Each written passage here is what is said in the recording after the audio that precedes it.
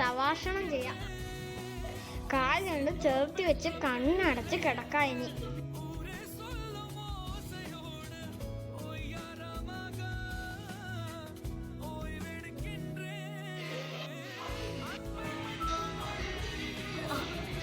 നല്ല യോഗ. കിടന്നുറങ്ങിയല്ലോ. ഇനി അവിടെ കൊണ്ട് കിടത്തട്ടെ ഈ സാധനത്തിന്.